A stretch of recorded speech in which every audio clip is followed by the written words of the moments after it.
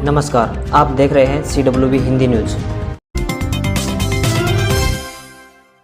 कोविड-19 corona महामारी के चलते जहां शिक्षा संबंधी सभी कार्य प्रभावित हुए हैं, वहीं अभी तक शिक्षक भी राज्य शिक्षक अवार्ड से सम्मानित नहीं हो पाए हैं। इस अवार्ड के लिए शिक्षक पिछले 1 माह से इंतजार कर रहे थे। प्रतिवर्ष शिक्षक दिवस पर दिए जाने वाले शिक्षक पुरस्कार अब नवंबर माह में दिए जाएंगे। शिक्षा विभाग ने पत्र जारी कर 9 अक्टूबर तक सभी शिक्षकों को अपने आवेदन जिला शिक्षा अधिकारी कार्यालय में जमा करवाने के निर्देश दिए हैं। साथ ही निर्देश दिए हैं कि आवेदन के साथ लगने वाले प्रमाण पत्र संबंधित अधिकारी से सत्यापित करवाने अनिवार्य होंगे। राज्य शिक्षक अवार्ड के लिए आवेदन करने वाले शिक्षक को अपने सभी प्रमाण पत्रों की कटिंग, फोटोग्राफी, वीडियोग्राफी के क्रम में देने होंगे। यही नहीं, शिक्षक के विरुद्ध जांच व शिकायत संबंधित प्रमाण पत्र भी जमा करवाने होंगे। राज्य में श्रेष्ठ प्रदर्शन करने वाले अध्यापकों में से कुल 90 स्टेट अवार्ड दिए जाएंगे। हरियाणा गवर्नमेंट ने ग्रुप डी के खाली पदों और नहीं ज्वाइन करने वालों की मांगी रिपोर्ट। हरियाणा में पिछले दिनों 18,000 से ज्यादा 4th क्लास यानी ग्रुप डी में भर्ती हुए अधिकांश युवाओं ने विभिन्न विभागों में ज्वाइन कर लिया है। विभिन्न विभागों, बोर्ड, निगमों, कॉरपोरेशन में भर्ती हुए युवाओं ने ज्वाइन कर कामकाज की भी शुरुआत कर दी है। सूत्रों का कहना है कि पूरे स्टेट के विभिन्न विभागों से ब्यौरा आ जाने के बाद एक बार फिर ग्रुप डी के खाली पदों की स्थिति साफ हो जाएगी। हरियाणा कर्मचारी चयन आयोग की ओर से भी इस संबंध में स्थिति स्पष्ट करने के लिए कहा गया है। 6 अक्टूबर तक उक्त सूचना सभी विभागों, कॉरपोरेशन के प्रभारियों को हर सूरत में भेजनी होगी, जिसके लिए एक निर्धारित परफॉर्मा अभी भेजा गया है। इस सूरत में हरियाणा कर्मचारी चयन आयोग एक बार फिर से खाली पड़े पदों के लिए वैकेंसी निकाल सकता है। लॉकडाउन के कारण 6 माह से अधिक समय से बंद पड़े सरकारी व निजी स्कूलों में पढ़ने वाले बच्चे अपने घरों में रहकर ही शिक्षण कार्य कर रहे हैं। अध्यापक बच्चों को ऑनलाइन शिक्षा दे रहे हैं। इन सब से हटकर राज्य के प्राथमिक पाठशाला गांव सरेहेड़ा, ब्लॉक बरवाला में कार्यरत जेबीटी अध्यापक दीपक कुमार ने स्कूल के बच्चों के लिए अपनी जेब से खर्च करके बच्चों को पढ़ाना शुरू किया। अध्यापक दीपक कुमार ने बताया कि लॉकडाउन के कारण स्कूल बंद होने पर विकट समस्या आ गई कि बच्चों को गृह कार्य कैसे करवाया जाए। मोबाइल से लगातार घंटों कार्य करने पर छोटे बच्चों की आंखों पर कुप्रभाव पड़ता है। मानसिक परेशानियों के चलते अध्यापक दीपक कुमार ने हिंदी, अंग्रेजी व गणित के पाठ्यक्रम अनुसार नोट्स व प्रैक्टिस सेट अपने खर्चे पर तैयार करवाकर बच्चों को घर घर जाकर दिए तथा उन्हें पढ़ने के लिए प्रेरित किया। इतना ही नहीं, अध्यापक दीपक कुमार ने सप्ताह में एक बार बच्चों के घर जाकर उनका गृह कार्य चेक किया तथा उनका हौसला बढ़ाया।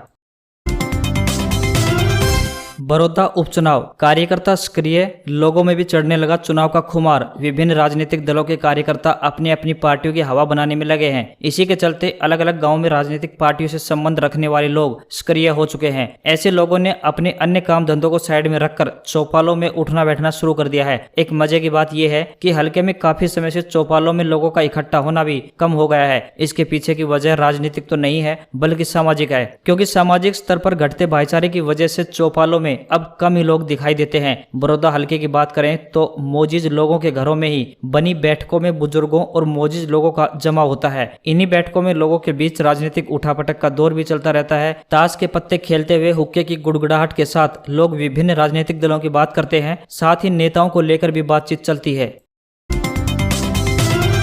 3 नवंबर को होने जा रहे बड़ौदा उपचुनाव में 80 साल या ज्यादा उम्र के बुजुर्ग इस बार डाक से वोट डाल सकेंगे। समान सुविधा कोरोना संक्रमितों के साथ कोरोना संदिग्धों को भी दी जाएगी, पर इसके लिए उन्हें एसएमओ का सर्टिफिकेट पेश करना होगा। यह जानकारी बड़ौदा उपचुनाव के निर्वाचन अधिकारी और गोहाना के एसडीएम आशीष वशिष्ठ ने दी। पहले 1500 मतदाताओं पर एक बूथ बनता था, अब यह संख्या घटाकर 1000 कर दी गई है। बड़ौदा हल्के में इस बदलाव से बूथों की संख्या 57 बढ़ गई है। पहले बूथ 223 थे, नई संख्या 280 है। बूथों पर सोशल डिस्टेंसिंग मेंटेन करने के लिए 2-2 गज की दूरी पर गोल दायरे बनाए जाएंगे। मतदाताओं के लिए मास्क का प्रयोग करना अनिवार्य होगा। मतदान शुरू होने से पहले प्रत्येक बूथ को अच्छी तरह से सैनिटाइज करवाया जाएगा। हर बूथ पर सैनिटाइजर का प्रबंध भी होगा।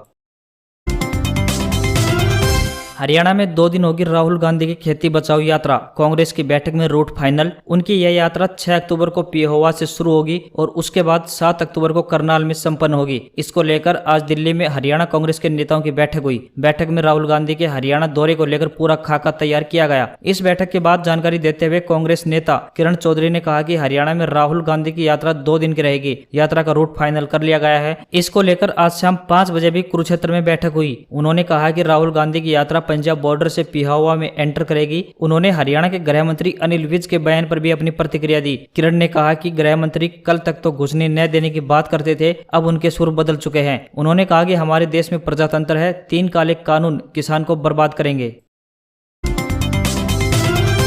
कोविड के प्रकोप के बीच पंचकुला से 20 किलोमीटर दूर स्थित तापना गांव में कोई मोबाइल टावर न होने के चलते बच्चों को पेड़ों पर चढ़कर ऑनलाइन पढ़ाई करनी पड़ती थी। लेकिन अब इन बच्चों के लिए एक्टर सोनू सूद और उनके दोस्त ने मोबाइल टावर लगवा दिया है। सोनू सूद को सोशल मीडिया पर किसी ने टैग करके ये वीडियो अपलोड कर दिया था। इसके बाद उन्होंने इस समस्या का समाधान करवाने की ठान ली और मोरनी इलाके में मोबाइल टावर इंस्टॉल करवाने की बात कही। शनिवार को उनका किया ये वादा पूरा हो गया।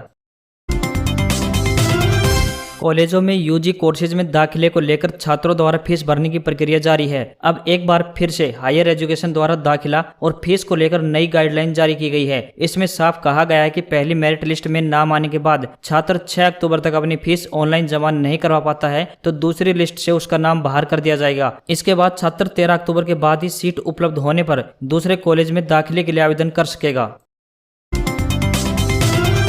हरियाणा में 25 और मरीजों को कोविड-19 ने अपना शिकार बना लिया है, जबकि 290 मरीजों की हालत नाजुक बनी हुई है। गुरुग्राम में 1, रेवाड़ी में 1, अंबाला में 2, रोहतक में 2, पानीपत में 1, हिसार में 4, पंचकुला में 4, सिरसा में 3, यमुनानगर में 3 व जींद में 4 मरीजों की संक्रमण से मौत हो गई। उधर प्रदेश में 1188 संक्रमण के नए मामले सामने आए हैं, जबकि 1542 मरीज ठीक होकर घर भी गए। कुल संक्रमित मरीजों की संख्या 1,32,576 हो गई है, जबकि मरने वालों का आंकड़ा 1,450 पहुंच गया है। प्रदेश में 1,18,258 मरीज ठीक हो चुके हैं। प्रदेश में अब तक 12,868 एक्टिव मरीज हैं। रिकवरी रेट 89.20% पहुंच गया है।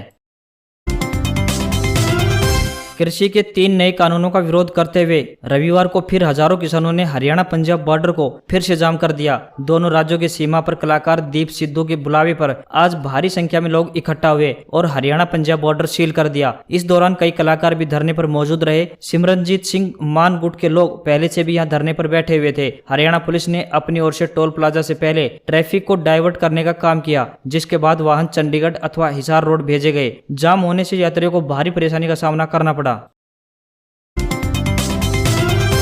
जिले की मंडियों में खरीफ की खरीद का कार्य सुचारू रूप से चल रहा है। मेरी फसल मेरा ब्यौरा पोर्टल पर रजिस्ट्रेशन करवाने वाले किसानों को गेट पास जारी किया जा रहा है। यह जानकारी शनिवार को डीसी कैप्टन मनोज कुमार ने दी। उन्होंने कहा कि पीआर धान खरीद का कार्य अनाज मंडी में किया जा रहा है, जबकि बाजरा की खरीद रोहतक मंडी के अलावा कलानौर, मदीना, लाखन माजरा, महम व सांपला सहित पूरे हरियाणा में की जा रही है। अनाज मंडी रोहतक के गेट पर ट्रैक्टर ट्रॉलियों को सैनिटाइज किया जा रहा है। किसानों को मास्क दिए जा रहे हैं। डीसी ने बताया कि बाजरा प्रति एकड़ 8 क्विंटल और पीआर धान प्रति एकड़ 33 क्विंटल के हिसाब से खरीदी जा रही है। एक किसान एक दिन में अधिकतम 40 क्विंटल तक बाजरा बेच सकता है। बाजरा का मूल्य 2150 रुपए प्रति क्विंटल, पीआर धान 1888 रुपए प्रति क्विंटल व पीआर कॉमन 1868 रुपए प्रति क्विंटल निर्धारित किया गया है। किसान फसलों को सुखाकर लाएं। बाजरा की नमी 14%, जबकि धान की नमी 17% निर्धारित की गई है।